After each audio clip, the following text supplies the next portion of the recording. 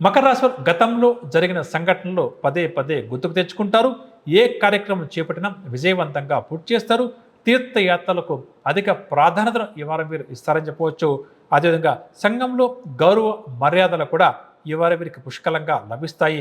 స్థిరాస్తి విషయంలో ఎవరికైతే చిక్కులు సమస్యలు ఉన్నాయో అవన్నీ కూడా తొలగుతాయి. దీనివల్ల కూడా వీరు సంతోషంగా గడుపుతారు. చట్టబద్ధంగా ధర్మబద్ధంగా వీరికి రావాల్సిన స్థిరాస్తి చేతికంతుంది. ఇక నిరుద్యోగులైతే ఉద్యోగ ప్రయత్నాలు తీవ్రంగా చేస్తారో అవన్నీ కూడా ఫలిస్తాయి. ఆర్థిక పరంగా చూస్తే ఇంతకాలం ఎదుర్కొంటున్న ఆర్థిక సమస్యల నుంచి బయటపడేందుకు మంచి మార్గం వీరికి లభిస్తుంది. దాన్ని సద్వినియోగం చేసుకుంటూ ముందుకు సాగడం చాలా మంచిది. అదేవిధంగా ఎవరికైతే రుణ బాధలు బాగా అధికంగా ఉందో అటువంటి వారికి ఈ వారం రుణదాతల ఒత్తిడి నుంచి విముక్తి కూడా లభిస్తుంది. ఇక కుటుంబ పరంగా చూస్తే కుటుంబ సభ్యుల మధ్య ప్రేమాభిమానాలు కూడా పెరుగుతాయని చెప్పొచ్చు.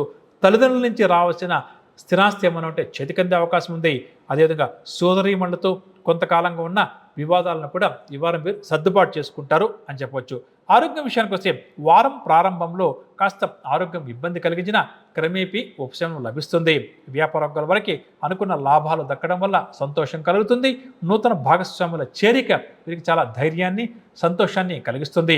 ఉద్యోగస్తుల విషయానికి వస్తే ప్రధానంగా ఉద్యోగాలలో వీరి ప్రయత్నం ఉద్యోగ జీవితంలో వీరి ప్రమేయం లేకుండానే కొద్దిగా మార్పులు చేర్పులు జరగడం వల్ల వీరు ఆశ్చర్యపోతారు. కాస్త ఆందోళన కూడా చెందుతారు అని చెప్పవచ్చు. పారిశ్రామికవేత్తలు, సాంకేతిక రంగం వారు, కళారంగం వారు రెట్టించిన ఉత్సాహంతో ముందుకు సాగుతారు. మహిళలకేమో మానసిక ప్రశాంతత చేకూరుతుంది అని చెప్పవచ్చు. ఈ రాశి వారు ఈ వారం పాటించాల్సిన పరిహార విషయానికి వస్తే శ్రీదేవి ఖడ్గమాల స్తోత్రాన్ని ప్రతినిత్యం కూడా పఠించే ప్రయత్నం చేయడం చాలా మంచిది.